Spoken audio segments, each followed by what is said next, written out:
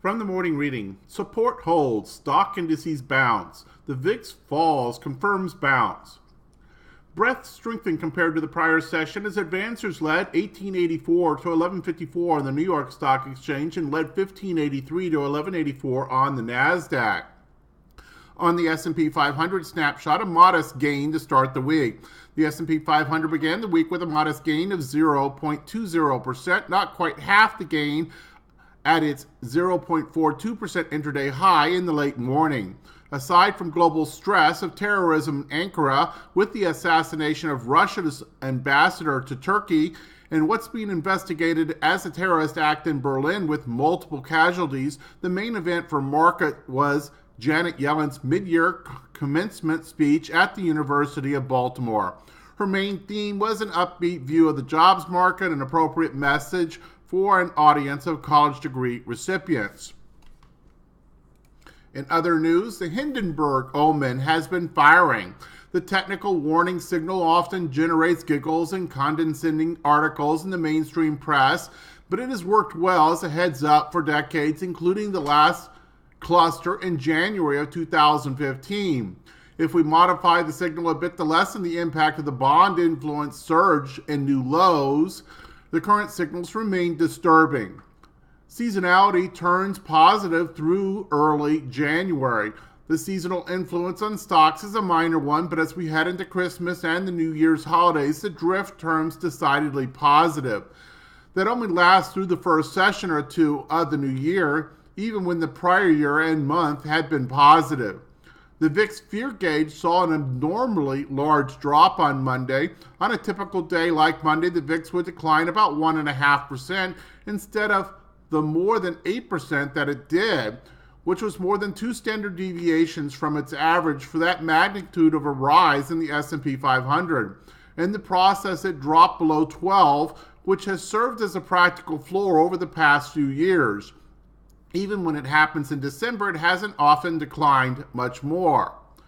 The Junior Gold Fund, GDXJ, is the most hated ETF. Monday's drop pushed the optimism index to a lowly 3, and the 5-day average is now below 20. When the 5-day average has declined below 20 for the first time in at least a week, the GDXJ showed a positive return over the next 3 weeks, 15 out of 17 times, averaging a return of 4.8%. Its risk over the next 3 weeks averaged a minus 4.9% versus a reward of plus 9.3%. That's a larger risk than we usually see with extreme pessimism, but it's a volatile fund. Hello, this is Stephen Harris, a head trader from Falcon Global, where we model best practices for investors, traders, and day traders from entry to exit every trading day. In this daily video, I'll provide my opinion and insights of current market trends, market timing, volatility, and hedge risk levels for the upcoming day for the key U.S. financial markets. It is 6:01 a.m. Mountain Time, and I am recording this in preparation for the market day of December the 20th, 2016.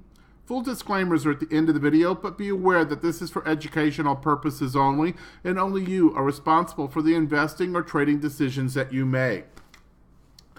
Okay, let's go ahead and dive into the morning report. And at the time of this cut, the U.S. broad-based indices were all positive. And in fact, they're all running right about the same, at about 0.25% up.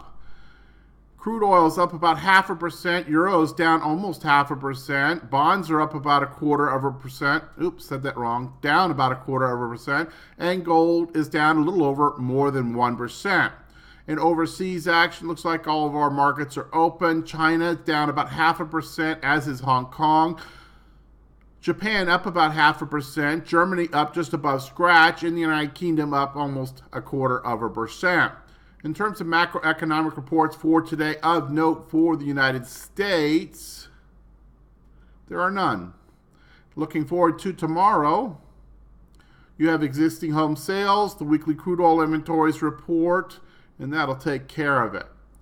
In terms of current volatility conditions, as you heard from one of the morning authors in our reading, the short-term VIX and regular VIX are decidedly low. Took quite a pop down yesterday. Short-term VIX down below 10.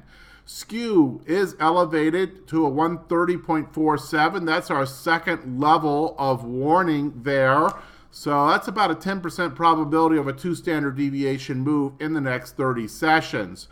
And the IV percentiles, as you could expect with that short-term VIX being below 10, this is also extremely low. The S&P at a 9, the Russell at a 9, the NASDAQ at a 7, and the Dow at a 10. So all of those are coming in at less than 10 percentile. There were no standard deviations put in yesterday on any of the 4 U.S. broad-based indices on a close-to-close basis. And actually, after a lot of volatility, if you start to look, 2 weeks out and down to 1 week out, has really ebbed off, with the exception of a couple negative standard deviation moves in the S&P in the last 4 sessions and 1 in the Russell. That's it for the last 4 sessions. So we may be starting to go into the relatively quiet period before and during the holidays. So watch for that. Normally the week between Christmas and New Year's is decidedly quiet with very little volume, very little follow through on any signals, and is often best left to not trading in an active short-term fashion, but just stand aside, take some time off, maybe do some research. So be thinking about that as you head into the Christmas holidays. This year, Christmas is on the weekend, so we'll probably have fairly normal activity into Friday morning, and then next week go very, very quiet. That's the norm. Doesn't always happen, but certainly that is the typical behavior. Let's go ahead and go to the charts. And on our S&P futures, you see we've been in this sideways consolidation pattern. It's not so much a flag. It's probably deteriorated into a sideways kind of rectangle, as it were, with similar lows and relatively similar highs. Basically, to break this pattern, we're looking for a horizontal breakout. So a confirmed breakout above this 2273 area. Expectation, given the pattern going into this consolidation, would be a continuation pattern to the upside, especially given the seasonality, and one of our morning authors mentioned that as well. Generally, a slight bias and drift through the holidays to the north side up until the first session or 2 of January.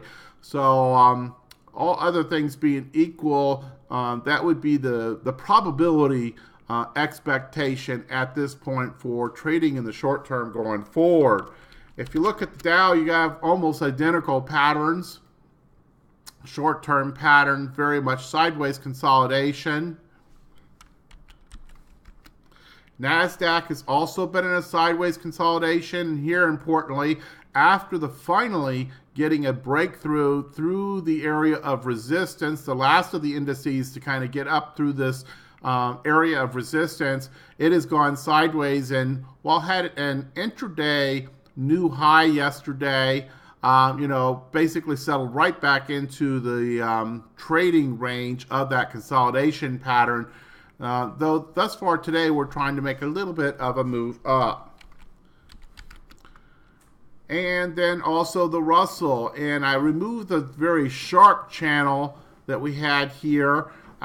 We had broken through that, but frankly, since then, we've just been going sideways. So this seems to be more about a little bit more complex consolidation pattern than just a simple bull flag. It seems to be also going sideways, much like the other 3 indices. So I would probably not just look for a break of this action here about 1380, but unless you're super aggressive, I would probably look for more of a break of this 1400 area, not even 1395 and change, because you're up against a round number, and there's often activity right there at that round number. So to be able to have confidence that you're getting another leg up, I would look to see it clear the 1400. Now, all these markets may not, break out, as it were, before the holidays. They may just go sideways for the entire rest of the year. So just be prepared for that potential.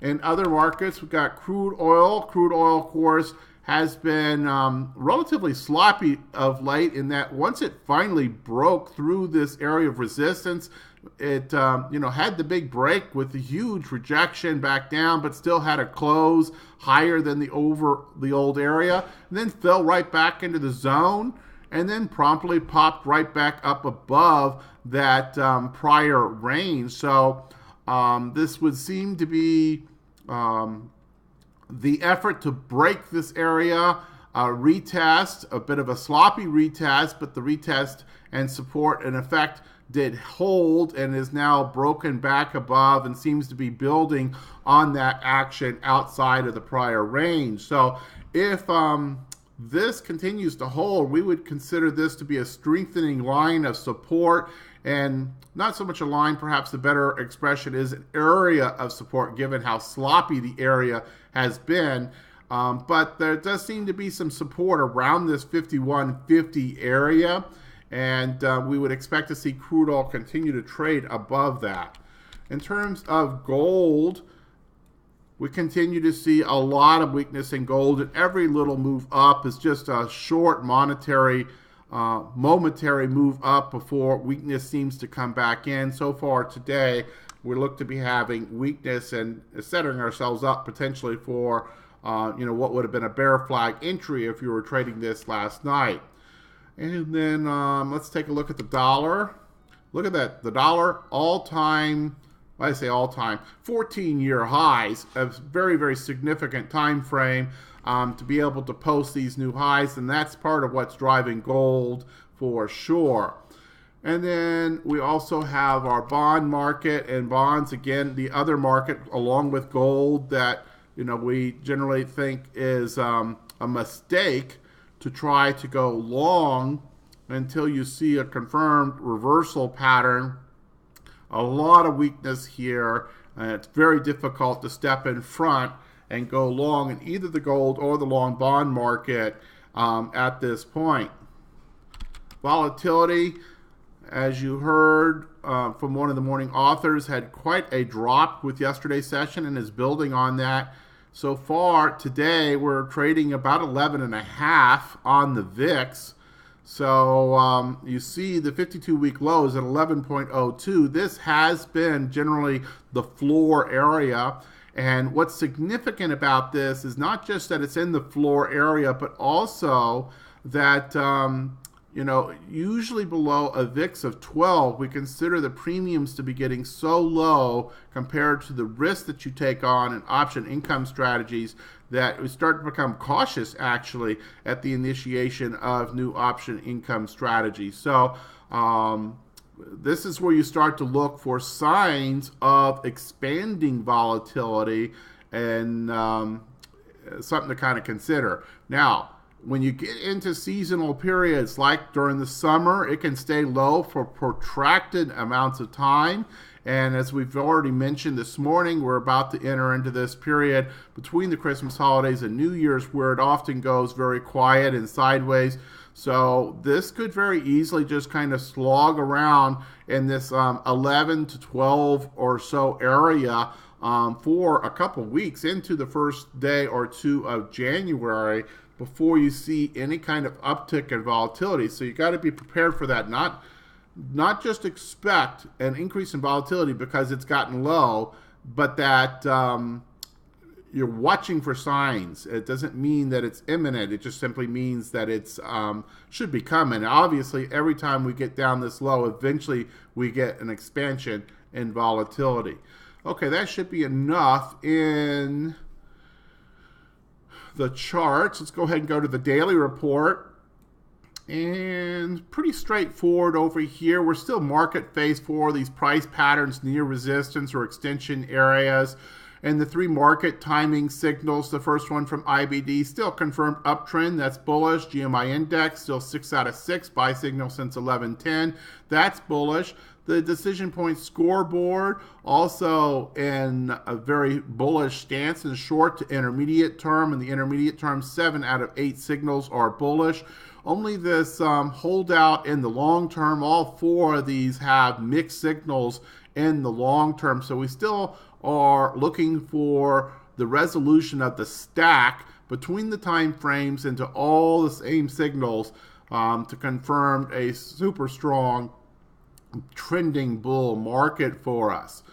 We're getting the setups to potentially get there, have not quite gotten there yet.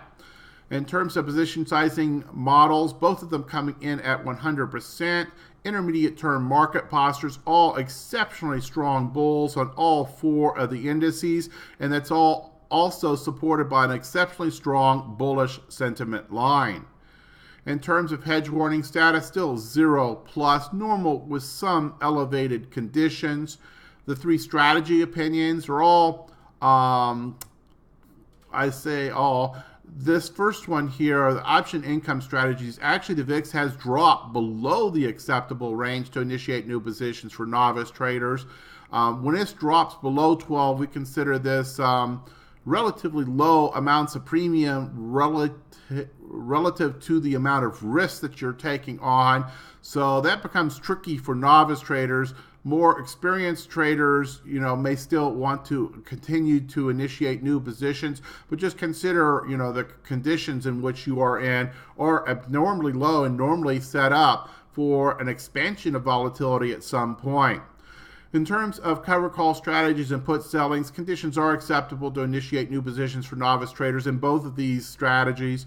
In our opinion, traders should consider still using somewhat of a defensive structure, a 1-to-1 ratio of out of the money and in the money strikes, and a 1-to-1 ratio of high beta, low beta, given the level of extension that we've had.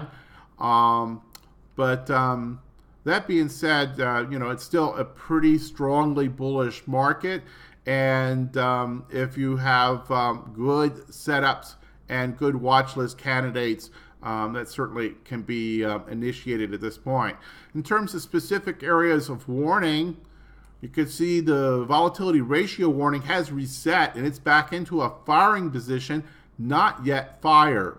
We also have this VIX below a 12. And then again, a VIX futures daily squeeze is present. So that, much like this one, you have this kind of volatility setup that's in a firing position, but not yet fired. Expectation at some point is that we're going to get an expansion of volatility, and we're certainly watching for the signs of that. Distribution day count and the NASDAQ continues to be persistently high. We're at a 7. Anything over a 5 is a warning status, but it's been this way for a long time now with the NASDAQ. Skew is elevated to the second level to a 130, about a 10% probability of a 2 standard deviation move. So several things that are just kind of laying in wait here, as well as some warning signs. So volatility area is starting to kind of show increased activity, and we watch for change and the rate of change. So that certainly is kind of lying in wait. In terms of the trend area, everything here is strongly bullish, nothing really of concern. In the intermarket risk aversion indicators section, we now have 2 as risk off and 1 that is risk on but in danger of rolling over, perhaps even with this next session. If there was weakness in this ratio, would go to risk off. So we continue to see, some kind of low grade warnings in these areas, but nothing terribly strong or concerning at this point. From a sentiment standpoint, we're a bit elevated on both short-term and intermediate term. You see the fear and greed index, extreme greed, at an 82, though it's been coming down. It was up like 87, 88 in recent sessions and has been slowly coming down. Has been, with yesterday, dropped to an 82. Sector specific, we had telecom, real estate, utilities, consumer staples. So a lot of the defensives did well yesterday, but we certainly had a mix of higher beta areas. Information tech, industrials, consumer discretionary, and financials were also positive. In terms of areas of weakness yesterday, Nothing particularly weak, though we continue to see this persistence of healthcare to struggle. So this is the one sector that probably both Republicans and Democrats and the media all agree. Everybody hates healthcare. So this is one sector that continues to struggle. And you look at the market postures across the sectors, of course, to different time frames, and pretty much a sea of green, but retail a bit of weakness. Healthcare actually here went just barely positive in the short to intermediate, but ultimately the takeaway here I think probably is that healthcare, materials, and retail are probably your three weakest sectors, and then others various degrees stronger. And you can see in the performance of the 1 day, 5 day, 1 month, and on out that been a little bit of chop in recent sessions, but those that are positive for the most part are just barely positive in the last week, and those that are negative are just barely negative in the last week. So not a lot of movement in the last 5 trading sessions compared to what had happened in the 5 weeks prior to that since the post-election period. Well, speaking of the post-election period, I found a kind of interesting little nugget on that. This rally that we've had since the election period has shown the largest 35-day post-election gain in S&P history, while 2 other years, 1928, the Hoover election, and the 1980, the Reagan election, experienced larger interim gains during the period. Only 2016 was able to hold on to the 6.2% gain after 35 days. So a couple events where the spike was even larger but then gave back more than what we've had with this current post-election rally. So pretty interesting times that we are in right now. Okay, we're at 22 minutes. That's probably enough for today. Let's go ahead and we'll move through these slides. If you see something of interest, just hit the pause button, grab your details, grab your hyperlink, and go on to greater information at the hyperlink.